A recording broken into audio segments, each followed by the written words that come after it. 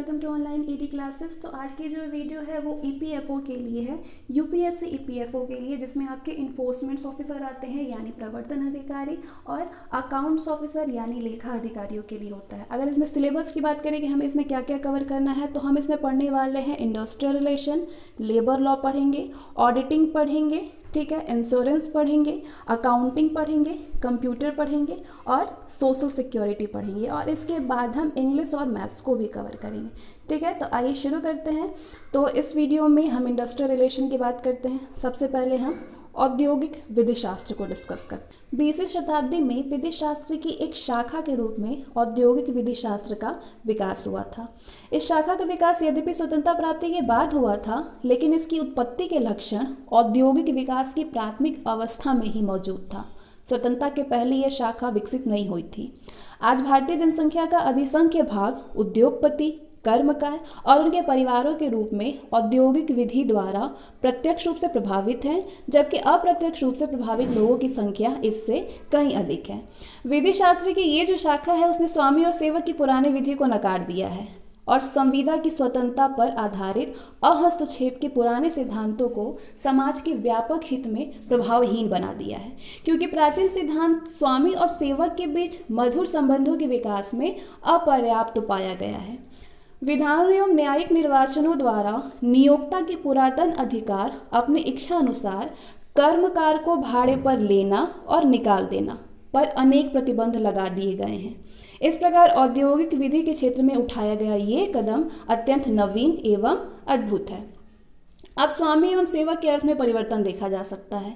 वो व्यक्ति जो धन लगाता है वो अब स्वामी नहीं है, और वो जो श्रम करता है मात्र सेवक नहीं कहा जा सकता। स्वामी अपनी इच्छा अनुसार कर्मकार की नियुक्ति तो कर सकता है, लेकिन उसे हटा नहीं सकता। विधान द्वारा श्रमिकों के हितों की सुरक्षा की गई है।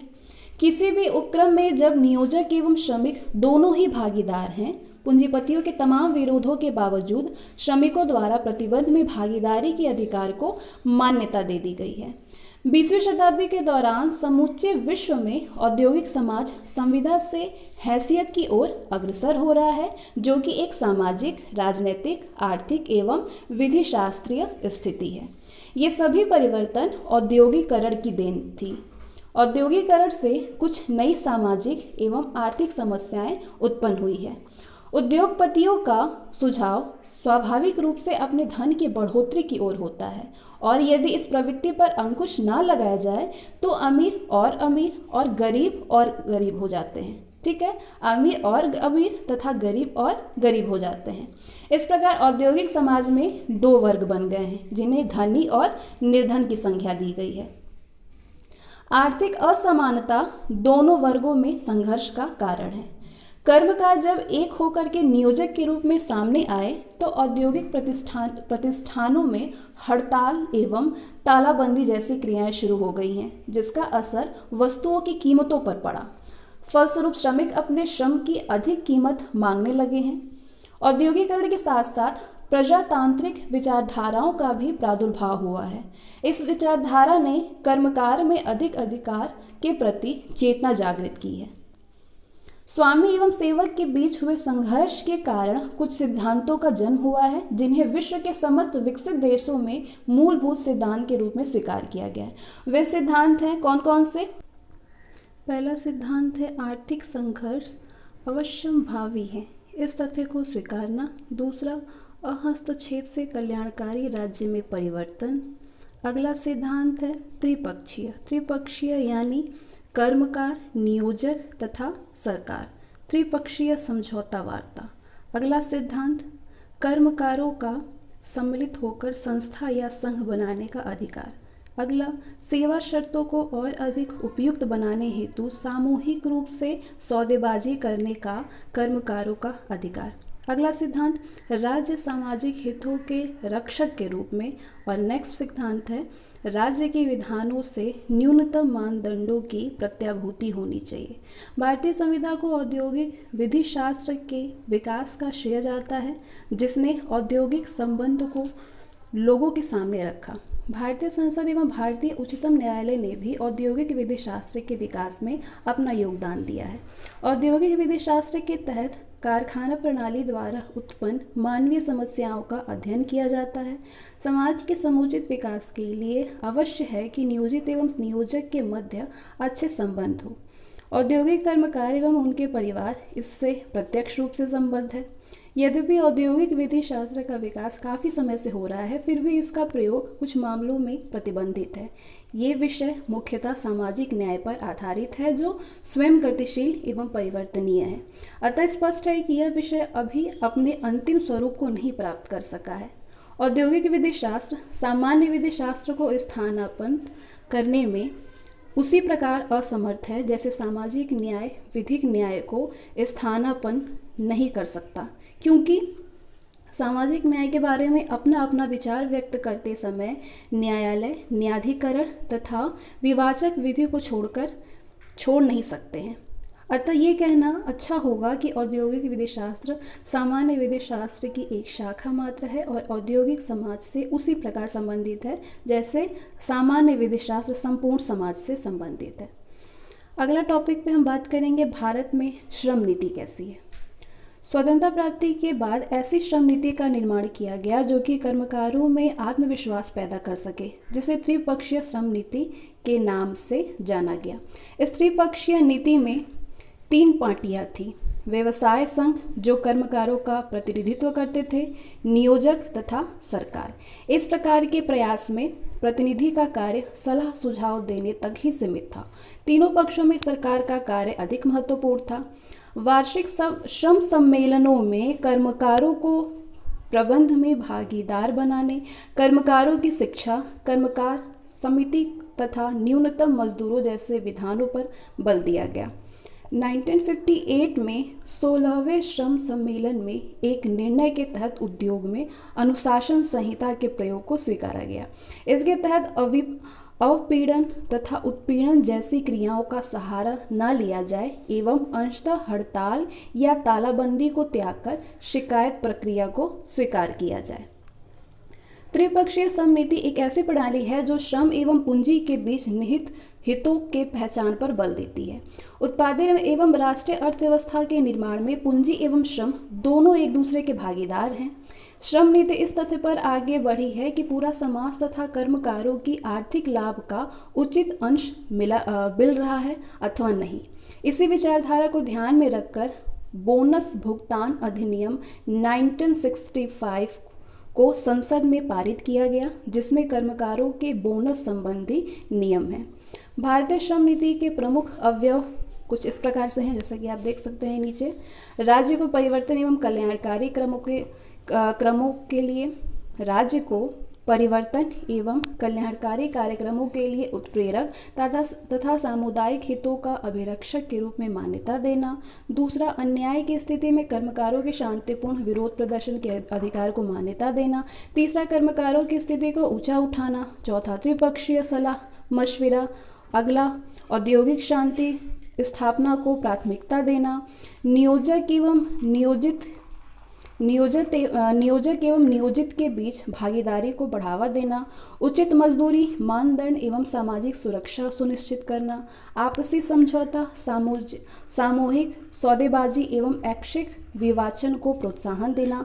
कमजोर पक्ष को उचित उपचार दिलाने हेतु राज्य द्वारा हस्तक्षेप।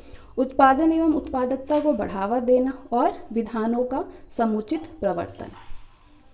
इसके बाद आते हैं भारत में औद्योगिक क्रांति। विश्व के अन्य देशों की तरह भारत में भी औद्योगिकरण का तात्पर्य उद्योग धंधों के विकास से है, जिसमें स्वामी एवं सेवक के बीच विभिन्न परिस्थितियों में विभिन्न प्रकार के संबंध होते हैं। तो कौन कौन से संबंध होते हैं?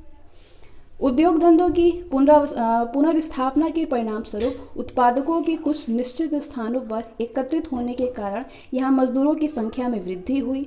गांव में रहने वाले कर्मकार गांव में आजीविका के अभाव के कारण औद्योगिक क्षेत्रों की ओर पलायन करने लगे। फलस्वरूप देहाती हथकरघे उद्योग धीरे धीरे समाप्त होने लगे और इससे तैयार सामान, मशीनों से तैयार सामान तुलनात्मक रूप में सस्ते एवं अच्छे साबित हुए।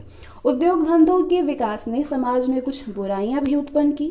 यहाँ तक कि शिल्पकार की स्थिति मजदूरी कमाने वाले के रूप में बदल गई। शिल्पकार की जो स्थिति है वो मजदूरी कमाने वाले के रूप में बदल गई। इसके बाद औद्योगिकरण की बुराइयाँ। औद्योगिकरण की कुछ अंतर्निहित बुराइयां थी जिन्हें कि दो भागों में बांटा जा सकता है। कौन कौन से दो भाग हैं? आर्थिक बुराइयां और सामाजिक बुराइयां। सबसे पहले बात करते हैं आर्थिक बुराइयां। कारखाना पद्धति में कर्मकारों को दी जाने वाली मजदूरी उनकी न्यूनतम आवश्यकताओं की पूर्ति के लिए अपर्याप्त थी। उनकी जो न्यूनतम आवश्यकताओं थी उनकी पूर्ति के लिए भी अपर्याप्त थी। दूसरा, हथकरघा पद्धति में शिल्पकार को वस्तुएं बनाने में मनोवैज्ञानिक संतोष होता था, जबकि कारखाना पद्धति में वो मशीन का एक उपकरण मात्र बनकर रह गया। प्रारंभ में कर्मकारों की नियुक्ति सुरक्षित नहीं थी। दूसरी है सामाजिक बुराइयाँ। सामाजिक बुराइयों में कम मजदूरी पाने से कर्मकारों का जीवन यापन मुश्किल हो रहा था, अतः उनकी पत्नियां एवं बच्चे भी कारखानों में कार्य करने लगे। मालिकों ने इस मौके का फायदा उठा करके उन्हें कम मजदूरी पर नियुक्त किया और उनकी शारीरिक दशा पर कोई ध्यान नहीं दिया। गांवों से शहर की ओर शिल्पकारों के पलायन से शहरी आबादी बढ़ने लगी और आवास की कमी से गंदी बस्तियों का विकास हुआ, जिसका प्रभाव लोगों के स्वास्थ्य पर पड़ा। कारखानों में बड़ी दुर्घटना का होना साधारण बात थी। दुर्घटना को नियोजन का एक अंतर्निहित भाग माना जाता था। कारखाने की कार्यप्रणाली में मजदूरों को बहुत लंबे समय तक कार्य करना पड़ता था, जो बहुत खतरनाक था, और उनके विश्राम एवं मनोरंजन की कोई भी व्यवस्था नहीं थी। औद्योगिकरण की ये बुराइयां और नियोजक एवं नियोजित के बीच सामंजस्य के अभाव में नई समस्याएं उत्पन्न हुई, जिन्हें श्रम समस्या की संज्ञा दी गई। तो बात करते हैं कि श्रम समस्याएं क्या थी। श्रम समस्याओं ने समाज के लिए एक नई समस्या उत्पन्न कर दी, जिनका समाधान करना आवश्यक है। नियोजक अपना ध्यान अपनी मशीनों एवं तकनीकी ज्ञान पर ही केंद्रित रखते थे और मानवीय श्रम को कोई महत्व नहीं देते थे, क्योंकि वो उसे आसानी से प्राप्त कर सकते थे। कर्मकार जो कि गरीब एवं अशिक्षित थे, अपने अधिकारों के प्रति अनभिज्ञ थे और इनकी सामाजिक आर्थिक स्थिति नियोजक की हैसियत से काफ़ी नीचे थी, जिससे वो उनके साथ स्वतंत्र रूप से कोई भी बातचीत नहीं कर सकते थे। आने वाले समय में ये समस्या और जटिल हो गई। इसका कुप्रभाव ये हुआ कि इन समस्याओं के निराकरण हेतु सरकार को बाध्य होना पड़ा। साथ ही साथ समाज सेवी संस्थाओं जैसे कि भारत सेवक समाज, समाज सेवा लीग और कुछ औद्योगिक सामाजिक कार्यकर्ताओं ने भी इन बुराइयों के विरोध में आवाज़ उठाई। इन परिस्थितियों में कुछ नियोजकों ने भी इन समस्याओं की गंभीरता को महसूस किया और इन्हें कम करने की तरफ ध्यान दिया। नियोजकों ने महसूस किया कि संतुष्ट मजदूर अधिक उत्पादन देगा और उत्पादन क्षमता को भी बढ़ाएगा। इसके बाद सरकार का ध्यान भी इन समस्याओं की ओर गया, क्योंकि विवादों के कारण देश की आर्थिक और सामाजिक स्थिति को खतरा पैदा हो रहा था। संपूर्ण व्यवस्था के भंग होने का भय रहता है। औद्योगिक विवादों की रोकथाम राष्ट्रीय नीति में एक महत्वपूर्ण स्थान रखती है, अतः राज्य उन समस्याओं से जो औद्योगिक विवादों को जन्म देती है अपने को अलग नहीं रख सकता। राष्ट्र सरकार ने स्वतंत्रता प्राप्ति के बाद कारखानों में श्रमिकों की दशा को सुधारने पर बल दिया, क्योंकि कोई भी उद्योग औद्योगिक शांति और सहयोग के अभाव में प्रगति नहीं कर सकता। अतः हमारे लिए ये आवश्यक है कि हम अपनी आर्थिक नीति का निर्धारण इस प्रकार करें जिससे कर्मकारों को कार्य करने के लिए उचित वातावरण और लाभ में उचित हिस्सा प्राप्त हो सके। हमारा संविधान सामाजिक न्याय की गारंटी देता है। सामाजिक न्याय का अर्थ है सामाजिक आर्थिक उद्देश्यों की प्राप्ति से सामाजिक अभियंत्रण तथा सामाजिक कार्यकलापों में विधि की इस शाखा ने जितनी महत्वपूर्ण भूमिका अदा की है उतना किसी अन्य शाखा ने नहीं की। यहीं पर औद्योगिक विधि की अन्य विधाओं से स्वयं को अलग करती है और अपनी अभिव्यक्ति के लिए एक सर्वथा नवीन विधि शास्त्र के विकास की प्रतिरक्षा कर रही है। इसके बाद हम आते हैं अगले टॉपिक पे। बात करते हैं हम औद्योगिक शांति एवं सामंजस्य के बारे में। औद्योगिक शांति का अर्थ होता है नकारात्मक एवं सीमित। ये कला एवं संघर्ष संपत्ति पर बल देता है। औद्योगिक सामंजस्य का अर्थ स्वीकारात्मक एवं विस्तृत है, जो समय, सहयोग तथा नियोजक एवं नियोजित के मध्य भागीदारी पर बल देता है। किसी भी देश की आर्थिक प्रगति के लिए औद्योगिक सामंजस्य का होना अत्यंत आवश्यक है। आर्थिक प्रगति औद्योगिक सामंजस्य एवं औद्योगिक शांति पर होती है। औद्योगिक सामंजस्य नियोजन एवं नियोजित के मध्य सहयोग पर बल देता है, जिससे उत्पादन बढ़ता है। ये स्वस्थ औद्योगिक संबंधों पर बल देता है। अतः औद्योगिक सामंजस्य में नियोजक, नियोजित एवं समाज का सहयोग अपेक्षित है। आगे हम बात करते हैं औद्योगिक संबंध के बारे में। छोटे रूप में उद्योग एक सामाजिक संसार है। किसी भी देश की आर्थिक स्थिति उनके औद्योगिक संबंध पर निर्भर करती है। अपनी भौतिक आवश्यकता की पूर्ति हेतु प्रत्येक व्यक्ति को अपने वातावरण से संघर्ष करना पड़ता है। औद्योगिक क्रांति असंतुलन पैदा करती है, क्योंकि वह उद्योग में कार्यरत लोगों के हितों और अधिकारों को बुरी तरह कुचलती है, लेकिन उसे नियंत्रित नहीं करती है। ये धन के वितरण में विषमता का कारण बनती है, क्योंकि उत्पादन के साधनों पर समाज के प्रमुख लोगों का नियंत्रण रहता है, जो श्रम को अपने अधिकतम फायदे के लिए इस्तेमाल करते हैं। यदि राज्य औद्योगिक प्रकरणों में सामाजिक नैतिकता को बनाए रखने हेतु हस्तक्षेप नहीं करता है, क्योंकि स्वस्थ सामाजिक व्यवस्था को बनाए रखने हेतु सामाजिक नैतिकता आवश्यक है। आर्थिक उन्नति औद्योगिक शांति से जुड़ी हुई है। अतः औद्योगिक संबंध नियोजक एवं नियोजित के लिए ही नहीं, बल्कि समाज के लिए भी महत्वपूर्ण है। राज्य का हस्तक्षेप इसलिए भी आवश्यक है, क्योंकि कमजोर वर्ग का शोषण रोकने में वही सक्षम है। औद्योगिक व्यवस्था के लिए केवल उद्योगपति ही नहीं, बल्कि राज्य भी समान रूप से दोषी है, क्योंकि उपयुक्त सामाजिक व्यवस्था को बनाए रखना उसका दायित्व है। अमीर और गरीब के बीच अंतर कम करना भी राज्य का दायित्व है। अपने देश में औद्योगिक तथा तकनीकी उन्नति पर ही बल दिया जा रहा है, लेकिन तकनीकी उन्नति सामाजिक असंतुलन को और बढ़ाती है। अतः सामाजिक संबंधों के पुनर्निर्धारण हेतु ये आवश्यक है कि सरकार सामाजिक विज्ञान के क्षेत्र में अध्ययन एवं अनुसंधान को बढ़ावा दे। श्रम विधान के सिद्धांत क्या है? किसी भी देश में श्रम विधान सामाजिक सभ्यता, सामाजिक न्याय, अंतर्राष्ट्रीय एकरूपता एवं राष्ट्रीय अर्थव्यवस्था के सिद्धांतों पर होना चाहिए। सामाजिक न्याय क्या है?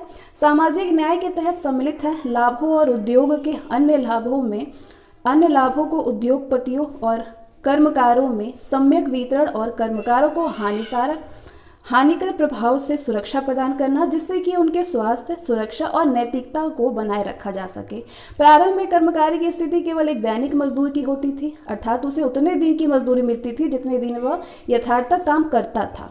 कर्मकार प्रतिकर अधिनियम 1923 एक कर्मकार को किसी व्यक्तिक क्षति के संबंध में प्रतिकर दिए जाने की व्यवस्था करता है, जो कि उनके नियोजन को क्रम में घटित हुई हो। इसी प्रकार न्यूनतम मजदूरी अधिनियम, कारखाना अधिनियम और मजदूरी भुगतान अधिनियम सामाजिक न्याय के सिद्धांत पर आधारित विधियों के अन्य उदाहरण हैं। हमारे देश में श्रम कल्याण का अपना एक विशिष्ट महत्व है, क्योंकि हमारा संविधान लोक कल्याण को बढ़ावा देने, काम करने की मानवोचित दशाएं प्रदान करने और सभी कर्मकारों को अवकाश तथा सामाजिक और सांस्कृतिक अवसरों पर पूर्ण रूप में लाभ उठाने का उपबंध करता है। सामाजिक और आर्थिक न्याय की अवधारणा क्रांतिकारी अवधारणा है। ये विधि शासन को जीवन प्रदान करती है और एक लोक कल्याणकारी राज्य के आदर्श को प्रदान करती है। भारतीय संविधान में सामाजिक न्याय को राज्य के नीति निदेशक के रूप में माना गया है। सामाजिक न्याय सामाजिक हित के अनुरूप होना चाहिए। महत्वपूर्ण बात यह है कि सामाजिक न्याय सर्वोच्च न्यायालय द्वारा प्रदान की गई विधि के विरुद्ध नहीं हो सकता है। यद्यपि भारतीय संविधान में सामाजिक न्याय को परिभाषित नहीं किया गया है, फिर भी इसका तात्पर्य प्रचलित बुराइयों को दूर करते हुए सामाजिक और आर्थिक उद्देश्यों की पूर्ति करना है, और इन उद्देश्यों की पूर्ति करने के लिए नए कानूनों को बनाए जाना है। अब बात करते हैं सामाजिक सुरक्षा। औद्योगिकरण की प्रक्रिया जैसे जैसे आगे बढ़ती है तैसे तैसे मजदूरी की समस्याएं एवं सामाजिक सुरक्षा की अवधारणा बढ़ती जाती है। कर्मकारी की बीमारी, मातृत्व लाभ, वृद्धावस्था आदि के संबंध में उन्हें विशेष संरक्षण प्रदान करने की आवश्यकता है। सामाजिक सुरक्षा के तहत राज्य ऐसे जोखिम के विरुद्ध प्रदान करता है जिनके विरुद्ध बचाव का प्रबंध कोई व्यक्ति या समूह नहीं कर सकता। सामाजिक सुरक्षा के उपायों का दोहरा महत्व है। पहला ये कि लोक कल्याणकारी राज्य के उद्देश्यों की पूर्ति की दिशा में महत्वपूर्ण कदम है, और दूसरा ये है कि वे कर्मकारों को इस योग्य बनाते हैं कि वे अपने काम और कौशल से अधिक सक्षम हो सके। सामाजिक सुरक्षा का अभाव उत्पादन में बाधक होता है और एक स्थायी और कुशल श्रम बल के गठन को रोकता है। इसलिए ये कोई भार नहीं अपितु धन को एक ऐसे कार्य में लगाना है जिससे कि और भी अच्छे लाभ प्राप्त किए जा सकते हैं। राष्ट्रीय श्रम आयोग के अनुसार सामाजिक सुरक्षा जीवन की एक तथ्य के रूप में बदल गई है और इन उपायों ने आज के कठिन जीवन में स्थिरता और सुरक्षा की एक भावना उत्पन्न कर दी है। हमारे देश में सामाजिक सुरक्षा संबंधी विधान समय समय पर अधिनियंत्रित किए गए हैं। ऐसे विधानों में मातृत्व सेवा लाभ अधिनियम है, जो कि भिन्न भिन्न राज्यों में पारित किया गया है। उत्तर प्रदेश में ये अधिनियम 1962 में पारित किया गया था। ये अधिनियम महिला कर्मकारों को प्रसूतिकालीन अवकाश प्राप्त करने का उपबंध करता है। कर्मचारी भविष्य अधिनियम 1952 द्वारा सेवानिवृत्ति विषयक लाभों का उपबंध किया गया है। औद्योगिक विवाद अधिनियम में छटनी और काम से अलग रखने संबंधी लाभों का प्रावधान किया गया है। राज्य कर्मचारी बीमा अधिनियम 1948 में कर्मचारियों को चिकित्सीय बीमारी, अशक्यता, आश्रित और प्रसूतिकालीन लाभों की समुचित व्यवस्था की गई है। आगे, भारत में श्रम विधि का विकास कैसे हुआ। देश में श्रम विधि का उद्भव औद्योगिकरण के साथ हुआ है। 18वीं शताब्दी में भारत केवल कृषि प्रधान देश ही नहीं रहा, अपितु एक अधिनिर्माता देश भी बन चुका था। लेकिन भारत में ब्रिटिश सरकार ने भारतीय अधिनिर्माताओं को सदैव निरुत्साहित किया है। इसका कारण था कि ब्रिटेन ने अधिनिर्माताओं को अधिकाधिक प्रोत्साहन देना और भारतवासियों को केवल इस योग्य बनाए रखना कि वे कच्चे माल का उत्पादन करते रहें। 20वीं शताब्दी में राष्ट्रीय आंदोलन ने एक नया रूप लिया और स्वदेशी मालों की सार्वजनिक मांग बढ़ गई। स्वदेशी आंदोलन में भारत की जनता से स्पष्ट आग्रह किया गया कि वे विदेशी माल का बहिष्कार करें और स्वदेशी माल का प्रयोग करें। इससे एक आर्थिक संकट उत्पन्न हो गया और इस संकट ने देश को औद्योगिकरण की एक प्रबल प्रेरणा दी। देश की परिस्थितियों के सर्वथा अनुकूल आर्थिक विकास एवं अर्थ योजना के एक नए सिद्धांत को प्रस्थापित करने का प्रयास किया गया। भारत में सर्वप्रथम असम का रोपड़ उद्योग विधायी नियंत्रण के अधीन लाया गया। इस उद्योग में मजदूरों को नियुक्त करने और उनसे काम लेने का ढंग बहुत ही कठिनाईपूर्ण था। कर्मकारों की नियुक्तियां व्यावसायिक भर्ती करने वाले लोग किया करते थे और कर्मकारों को चाय बागानों से बाहर जाने की अनुमति नहीं दी जाती थी। स्वतंत्र भारत में इन कमियों में सुधार की ओर ध्यान दिया गया और संविधान में कर्मकारों के हितों के संवर्धन और संरक्षण के लिए राज्य के विशेष कर्तव्य निर्दिष्ट किए गए। हमारे संविधान में समाज के सभी वर्गों को सामाजिक न्याय की व्यवस्था प्रदान की गई है। श्रमिकों को सामाजिक न्याय एवं सामाजिक सुरक्षा प्रदान करने के उद्देश्य से बहुत से कानून बनाए गए और अधिनियमों में आवश्यक संशोधन किए गए। भारत में श्रम के संबंध में कई विधियां बनाई गई। इनमें से प्रत्येक विधि का उद्देश्य उद्योग के विकास और राष्ट्रीय अर्थव्यवस्था को सुदृढ़ करता रहा है। स्वतंत्रता प्राप्ति के उपरांत से विधि और लोक संपत्ति दोनों ने कर्मकारों की दशा के सुधार का प्रबल समर्थन किया है। उद्योगपतियों को आज इस बात को अनुभव करना चाहिए कि उन्हें देश के संभ्रांत नागरिकों के रूप में देश के भविष्य के लिए एक नया आदर्श देना चाहिए। साथ ही कर्मकारों और उनके संगठनों का भी ये कर्तव्य है कि वे पारंपरिक कार्य क्षमताओं में सुधार एवं वृद्धि करें और उत्पादन की दशा में अपना सक्रिय योगदान प्रदान करें, जिससे अधिक लाभ हो और उद्योग को अधिक समृद्धि किया जा सके, ताकि मालिकों, कर्मकारों और व्यापक रूप से समाज को उसका आनुपातिक लाभ मिल सके। आज के औद्योगिक उपक्रमों में कर्मकार की महत्वपूर्ण भूमिका है और उनके सहयोग, अच्छे काम, अनुशासन, प्रतिष्ठा और चरित्र के बिना उद्योग में प्रभावकारी परिणाम या लाभ नहीं प्राप्त हो सकेंगे। किसी भी उद्योग में यंत्रों का कितना ही कुशल समावेश क्यों नहीं कर दिया गया हो, यदि मानवीय तत्व समुचित सहयोग नहीं करता है तो निश्चय ही उद्योग का संचालन किया जाना रुक जाएगा। इसलिए उद्योग के लाभों में नियोजकों, कर्मकारों और समाज का अंश अवश्य ही होना चाहिए, जिसमें कर्मकारों का अंश निश्चय ही विशेष होना चाहिए, क्योंकि वे ही वास्तविक रूप से धन के उत्पादक हैं। औद्योगिक न्याय निर्णयन। औद्योगिक न्याय निर्णयन के अंतिम उद्देश्य सामाजिक एवं आर्थिक न्याय है, जिसके सामाजिक कल्याण, लोकहित तथा राज्य के नीति निर्देशक सिद्धांत मुख्य आधार हैं। औद्योगिक न्याय निर्णय का प्रमुख कार्य औद्योगिक विवादों का समाधान ढूंढकर राज्य को सहायता देना है। अतः ये राज्य द्वारा निर्धारित आर्थिक एवं सामाजिक नीति पर निर्भर करता है। औद्योगिक शांति और आर्थिक न्याय। औद्योगिक न्याय निर्णयन के दो उद्देश्य हैं।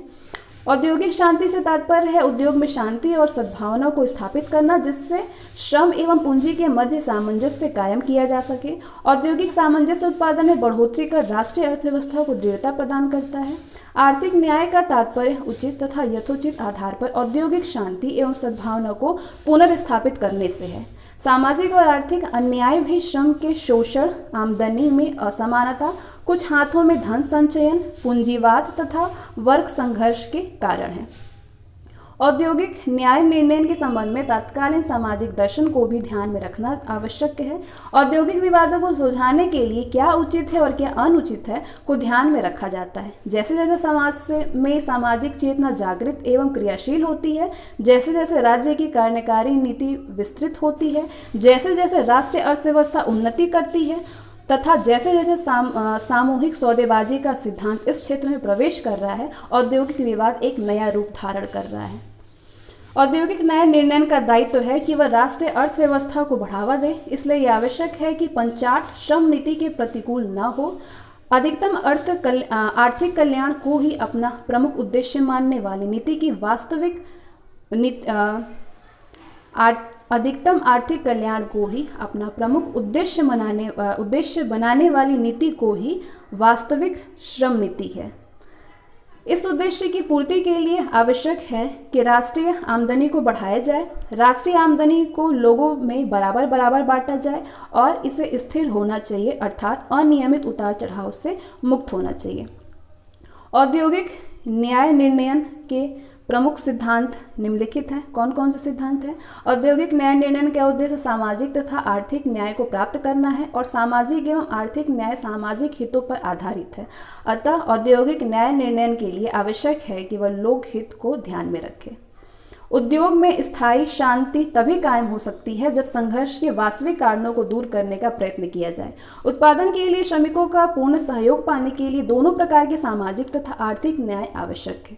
सामाजिक न्याय के लिए आवश्यक है कि समान कार्य के लिए समान वेतन, पुरुष तथा स्त्री दोनों बराबर वेतन तथा अवसर की बराबरी इत्यादि सुनिश्चित की जाए। न्याय के लिए समता के सिद्धांतों को स्वीकारना आवश्यक है। औद्योगिक न्याय निर्णय में नियोजक के दावे को संविदा की स्वतंत्रता पर आधारित है। नियोजित के दावे के साथ जो सामाजिक न्याय पर आधारित है सामाजिक करना होता है। नियोजित के दावे के साथ जो सामाजिक न्याय पर आधारित है समायोजित करना होता है।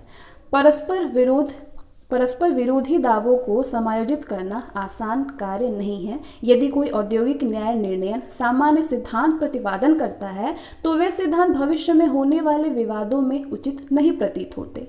अतएव इस प्रकार के सिद्धांतों को प्रतिपादित नहीं करना चाहिए। मैसूर राज्य बनाम वर्क्स ऑफ गोल्ड माइन के मामले में सर्वोच्च न्यायालय ने कहा था, सामाजिक न्याय देने के प्रयास में औद्योगिक न्याय निर्णय को नियोजक तथा कर्मकारों के परस्पर विरोधी दावों को समायोजित करना आवश्यक है और इस उद्देश्य को प्रत्येक प्रश्न के तथ्य तथा दशाओं को जो उनकी उत्पत्ति के समय मौजूद थी को ध्यान में रखकर ही प्राप्त किया जा सकता है। अगला सिद्धांत है, यदि न्यायाधिकरण के सम्मुख कोई ऐसा विवाद प्रस्तुत है तथा न्यायाधिकरण ऐसा सोचता है कि इस विवाद को किसी विशेषज्ञ की राय लेकर के अच्छी प्रकार से निपटाया जा सकता है तो उसे विशेषज्ञ की राय अवश्य ले लेनी चाहिए, यद्यपि अंतिम निर्णय न्यायाधिकरण के हाथ में होता है। अगला सिद्धांत, यद्यपि ये सत्य है कि औद्योगिक न्यायाधिकरण न तो सामाजिक और न ही आर्थिक विधनांग ही है, परंतु ये कहना भी सत्य नहीं है कि पंचाट के सामाजिक तथा आर्थिक प्रभाव से न्यायाधिकरण का कोई संबंध नहीं है। यदि कोई निर्णय बिना उसके सामाजिक तथा आर्थिक प्रभाव को ध्यान में रख के दिया जाता है तो उसका प्रभाव शीघ्र ही समाप्त हो जाता है। ऐसा निर्णय स्थायी प्रभाव नहीं छोड़ पाता है। इसके लिए आवश्यक है कि न्यायाधिकरण सभी आवश्यक साक्ष्यों को अपने पास एकत्रित करे और प्रत्येक साक्ष्य को प्रतिपरीक्षण द्वारा सत्य साबित करने का अवसर दे। निर्वाचक या निर्णायक का ये कर्तव्य है कि वो ऐसा निर्णय दे जो कि दोनों पक्षों को स्वीकार हो और जो कार्य योग्य हो। जहाँ तक संभव हो सके समझौते पर बल देना चाहिए। औद्योगिक विवादों को सुलझाते समय न्यायाधिकरण को शैक्षिक विधिक प्रश्नों द्वारा अनुचित रूप से प्रभावित नहीं होना चाहिए। जहाँ तक संभव हो सके उन्हें प्रत्येक विवाद के तथ्य तथा परिस्थितियों को ध्यान में रख करके उसके गुण और दोष का निर्णय करना चाहिए। कारखाना इसके बाद नेक्स्ट टॉपिक पे हम आते हैं, नेक्स्ट चैप्टर पे, कारखाना अधिनियम 1948। 19वीं शताब्दी के उत्तरार्ध में भारत में कारखाना उद्योग की तीव्रतर वृद्धि हुई है। प्रथम कारखाना अधिनियम 1881 में अधिनियमित हुआ था। उस समय से बहुत से अवसरों पर यह अधिनियम संशोधित भी किया गया। 1932 में कारखाना अधिनियम में आमूल परिवर्तन किया गया और कारखाना अधिनियम 1934 पूर्ववर्ती कारखाना विषयक विधि के स्थान पर अधिनियमित हुआ। इस अधिनियम के आमूल परिवर्तन की पुनः आवश्यकता का अनुभव किया गया, जिससे कि लघु औद्योगिक संस्थापनों की बढ़ती हुई संख्या को समुचित विधायी संरक्षण प्रदान किया जा सके। फलतः कारखाना अधिनियम 1948 अधिनियम किया गया। इस अधिनियम में कारखानों में श्रमिकों से संबंधित विधि का संकलन एवं संशोधन किया गया। यह अधिनियम संविधान सभा द्वारा 28 अगस्त 1948 को पारित हुआ।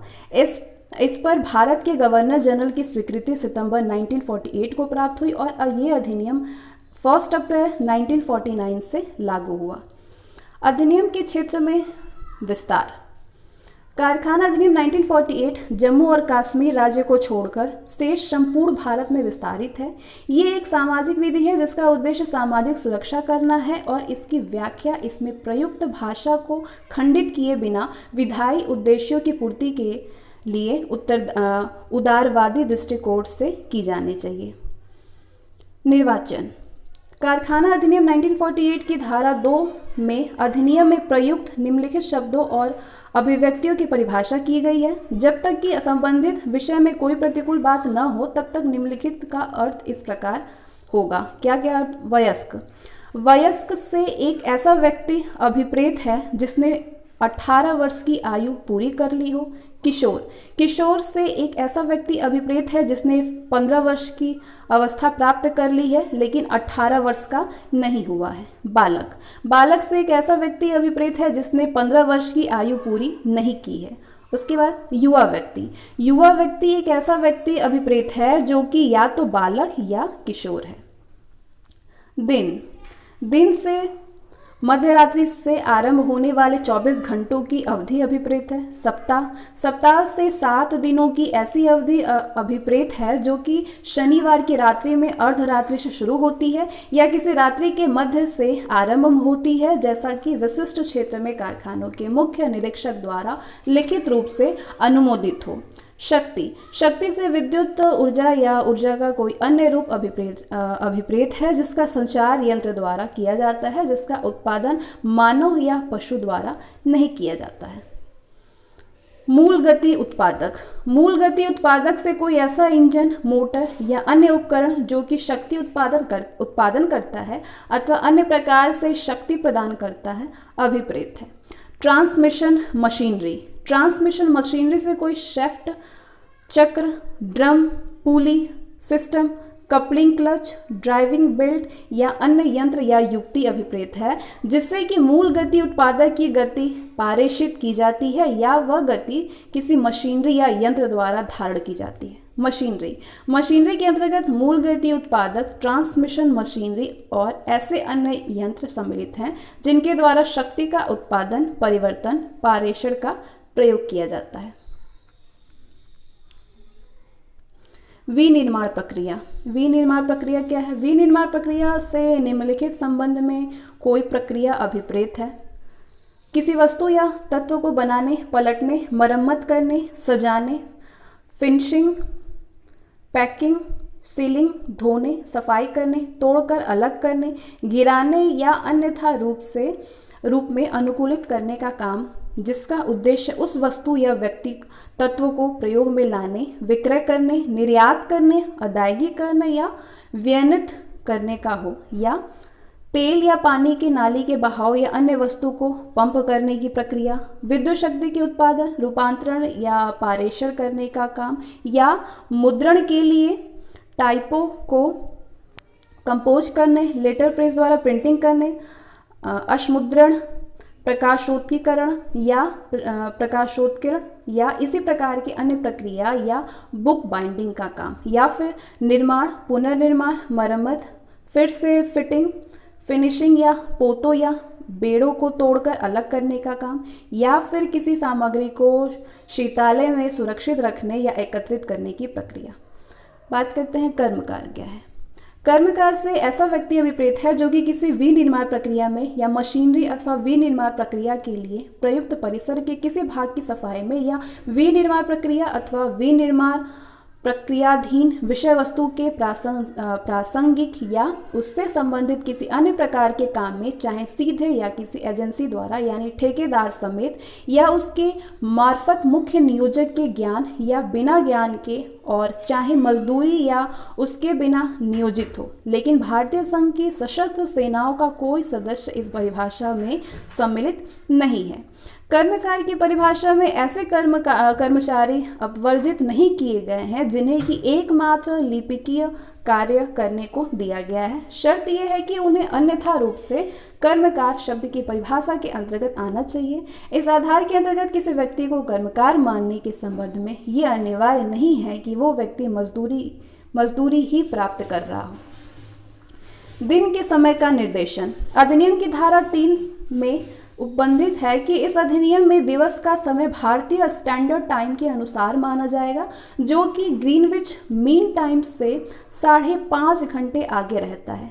लेकिन ऐसे क्षेत्र में जहाँ की भारतीय स्टैंडर्ड टाइम का पालन नहीं किया जाता, वहाँ राज्य सरकार निम्नलिखित के संबंध में नियम बना सकती है। किन किन के संबंध में नियम बना सकती है? उस क्षेत्र का उल्लेख करने के संबंध में, उस क्षेत्र में अपनाया गया साधारण स्थानीय मीन टाइम और उसकी परिभाषा, और उस क्षेत्र में स्थित सभी या किसी कारखानों में ऐसे समय के पालन की अनुमति देने के विषय में। विभिन्न विभागों को पृथक कारखाना अथवा 2 या 2 से अधिक कारखानों को एक कारखाना घोषित करने की शक्ति। धारा 4 में किसी अधिभोगी द्वारा इस निमित्त आवेदन किए जाने पर या राज्य सरकार अपने आप लिखित आदेश और ऐसी शर्तों के अधीन जैसा वो उचित समझे द्वारा निर्देशित कर सकती है कि इस अधिनियम के सभी या किसी प्रयोजनों के निमित्त आवेदन में उल्लिखित अधिभोगी के कारखानों के विभिन्न भागों या शाखाओं को भिन्न भिन्न कारखानों के रूप में माना जाएगा, या ये कि अधिभोगी के 2 या 2 से अधिक कारखानों को जिनका के उल्लेख आवेदन में किया गया हो एक कारखानों के रूप में माना जाएगा। लेकिन ये कि राज्य सरकार स्वप्रेषण पर इस धारा के अंतर्गत तब तक कोई आदेश जारी नहीं करेगा जब तक कि अधिष्ठाता को सुने जाने का अवसर ना दे दिया जाए। लोक आपात की अवधि में छूट प्रदान करने की शक्ति।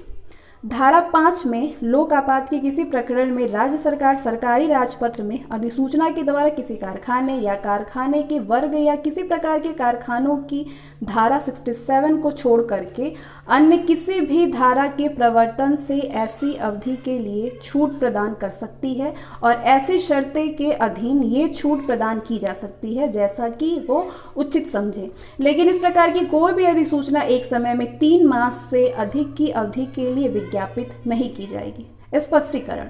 इस धारा के उद्देश्य हेतु लोक आपात का तात्पर्य एक गंभीर आपात से जिसके द्वारा भारतवर्ष या उसके किसी हिस्से की सुरक्षा को चाहे युद्ध या बाहरी आक्रमण या आंतरिक उथल पुथल के कारण खतरा पैदा हो जाता है। कारखानों का अनुमोदन, लाइसेंसीकरण और रजिस्ट्रेशन।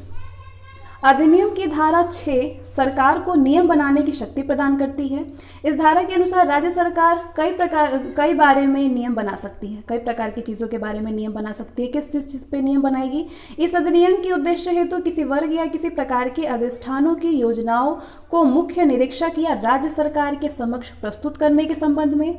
जिस स्थान पर कारखानों को स्थापित किया जाना अपेक्षित है उसके लिए स्थान के लिए राज्य सरकार या मुख्य निरीक्षक की पूर्व अनुमति प्राप्त करने के संबंध में, और किसी कारखाने या कारखानों के वर्ग या प्रकार के कारखानों के निर्माण या विस्तार के लिए ऐसी पूर्व अनुमति प्राप्त करने के संबंध में।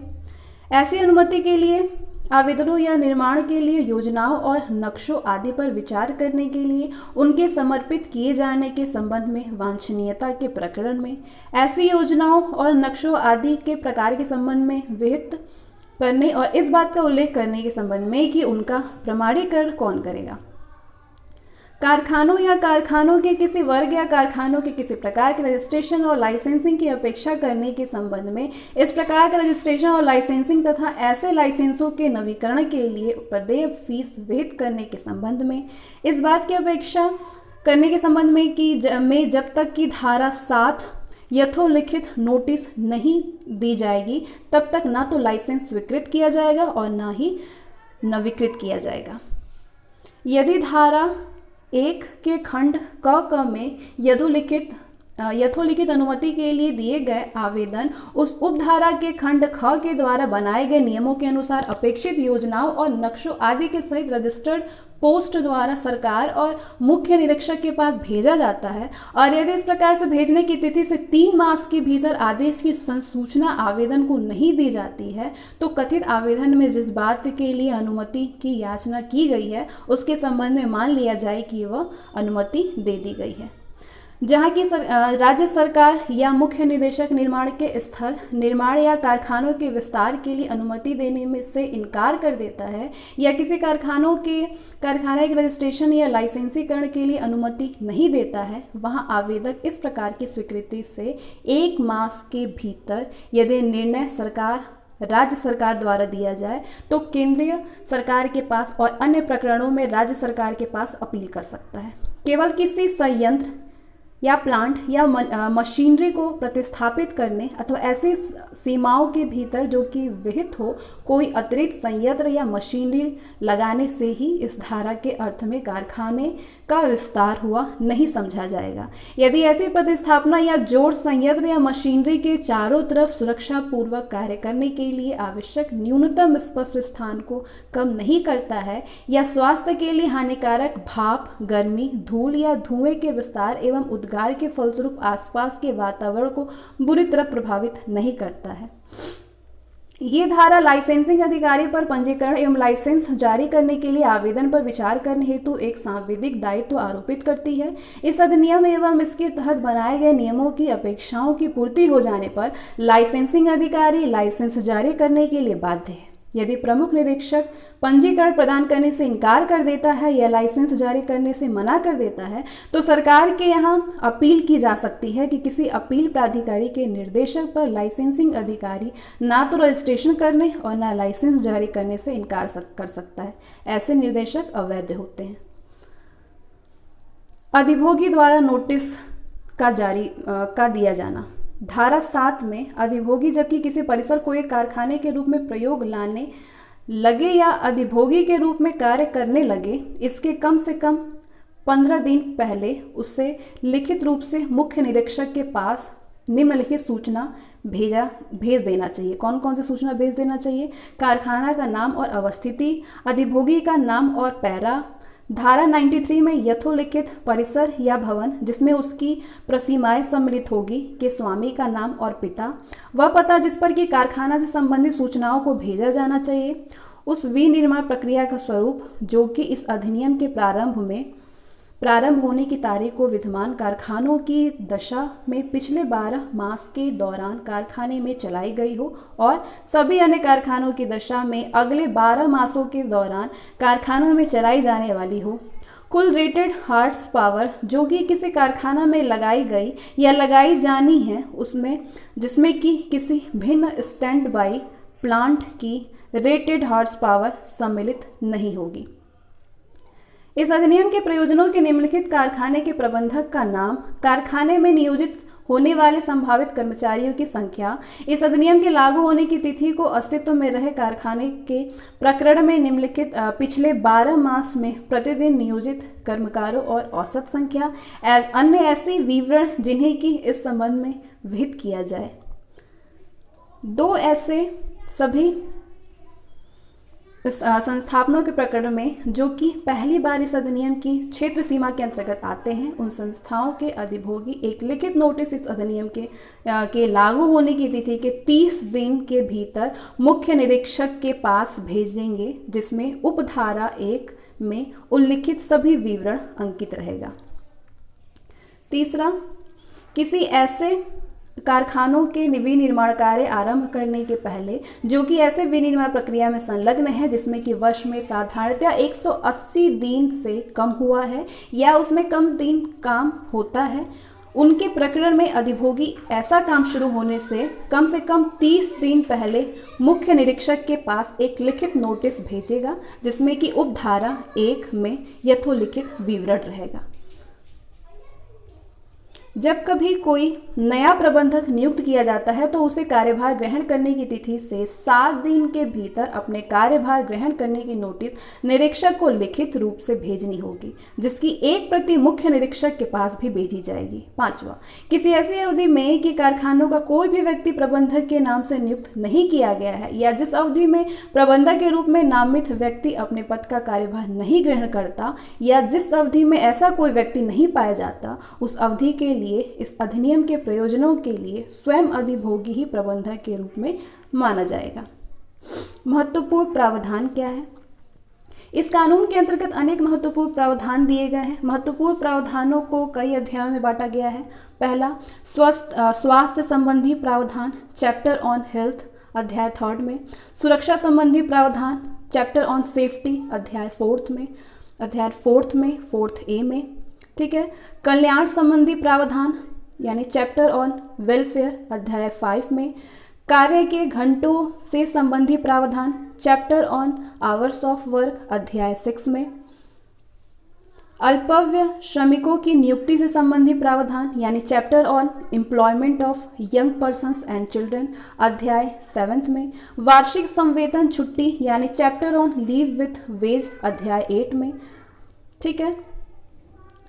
तो पहला स्वास्थ्य संबंधी प्रावधान में क्या है? कारखाना अधिनियम 1948 के अध्याय 3 में धारा 11 से 20 तक स्वास्थ्य संबंधी प्रावधान दिए गए हैं, जिसके 2 प्रधान उद्देश्य हैं। कौन कौन से? मजदूरों के स्वास्थ्य की रक्षा करना और एक स्वच्छ वातावरण बनाने की कोशिश करना। इन्हीं 2 उद्देश्यों के ध्यान में रखते हुए इस कानून के अंतर्गत 10 महत्वपूर्ण प्रावधान दिए गए हैं। कौन कौन से?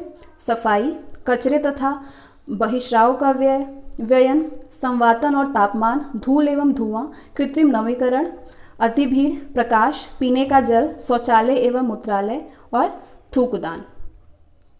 दूसरा, सुरक्षा संबंधी प्रावधान। कारखाना अधिनियम 1948 के अध्याय 4 और 4A में धारा 21 से 41 तक सुरक्षा संबंधी प्रावधानों का उल्लेख किया गया है। इस अध्याय के 2 महत्वपूर्ण उद्देश्य से है ये अध्याय। कौन कौन से? कारखानों में सुरक्षात्मक पूर्ण कार्य की स्थिति उत्पन्न करना और दूसरा, कारखानों में दुर्घटना को रोकना। वैसे तो इस अध्याय के अंतर्गत बहुत से प्रावधान दिए गए हैं, लेकिन इसके महत्वपूर्ण प्रावधान कौन कौन से हैं? मशीनों की घेराबंदी यानी फेंसिंग ऑफ मशीनरी।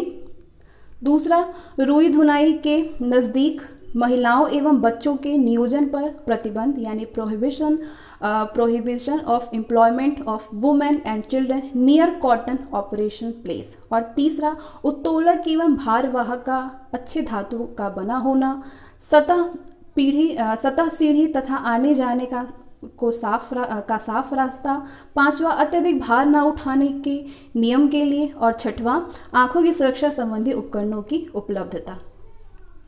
अगला तीसरा है कल्याणकारी संबंधी प्रावधान। कारखाना अधिनियम 1948 के अध्याय 5 में धारा 42 से 50 तक कल्याण से संबंधी प्रावधान दिए गए हैं। ऐसी सुविधाएं जिसे प्रदान करने से मजदूरों का शारीरिक और मानसिक विकास हो और जिसका अच्छा प्रभाव मजदूरों की कार्यकुशलता पर पड़े, तो इस प्रकार की सुविधा को कल्याणकारी सुविधा कहा जाता है। ये कल्याणकारी सुविधाएं 2 प्रकार की हैं। कौन कौन सी हैं? पहला, कानूनी कल्याणकारी सुविधाएं, जिसमें कि कारखाना अधिनियम 1948 के द्वारा प्रदान सुविधाएं, स्थान गृह की सुविधा, कपड़ों को रखने व सुखाने की सुविधा, प्राथमिक उपचार की सुविधा इत्यादि। ये क्या है? कानूनी कल्याणकारी सुविधाएं। और दूसरा, ऐच्छिक कल्याणकारी सुविधाएं, जिसमें कि मनोरंजन की सुविधा और व्यायाम संबंधी सुविधा इत्यादि। इसके बाद आते हैं चौथा, प्राथमिक उपचार एवं सामग्री की सुविधा। इसके अंतर्गत कहा गया है कि प्रत्येक कारखानों में दुर्घटना होने की स्थिति में प्रथम उपचार के उद्देश्य से यानी फर्स्ट एड बॉक्सेस रखे जाएंगे। 150 मजदूरों पर एक फर्स्ट एड बॉक्स रखा जाएगा। राज्य सरकार आवश्यक नियम बनाकर ये निर्धारित करेगी कि इसमें क्या क्या और कौन कौन सी सामग्री रखी जाएगा, और इस फर्स्ट एड बॉक्सेस का उपयोग करने के लिए कुछ मजदूरों को इसका प्रशिक्षण दिया जाएगा। वे ही इसकी देखभाल और प्रयोग करेगा। 500 से अधिक श्रमिक वाले कारखानों में मालिक एक एम्बुलेंस रूम की सुविधा प्रदान करेगा। राज्य सरकार आवश्यक नियम बनाकर यह निर्धारित करेगा कि एम्बुलेंस रूम के साथ कितने मेडिकल और पैरामेडिकल स्टाफ रखे जाएंगे। 5वां, आश्रय, आराम तथा जलपान गृह की सुविधा। जहां कम से कम 150 श्रमिक कार्य कर रहे हो उस कारखाने के मालिक एक ऐसे स्थान की सुविधा प्रदान करेगा जहां मजदूर मध्यांतर के समय आकर के थोड़ी देर बैठ करके आराम और घर से लाए भोजन को खा सके। ये स्थान स्वच्छ, रोशनी और हवादार होनी चाहिए।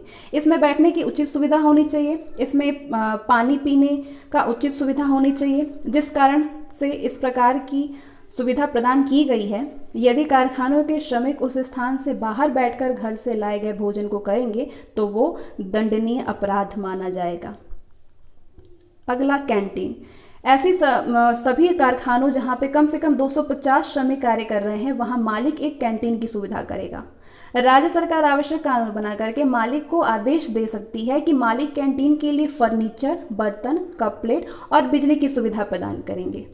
जिस कारखाने में कैंटीन की सुविधा प्रदान की जाएगी वहाँ पे मालिक एक कैंटीन कमेटी की स्थापना करेगा, जिसमें मालिक और मजदूरों के बराबर प्रतिनिधि रहेंगे। यही कमेटी कारखाने की कैंटीन के बारे में महत्वपूर्ण बात करेगा। इसके बाद हम नेक्स्ट वीडियो में आगे के चैप्टर को डिस्कस करेंगे, औद्योगिक नियोजन या स्थायी आदेश अधिनियम 1946। तो फिर मिलते हैं नेक्स्ट वीडियो में, तब तक के लिए बाय।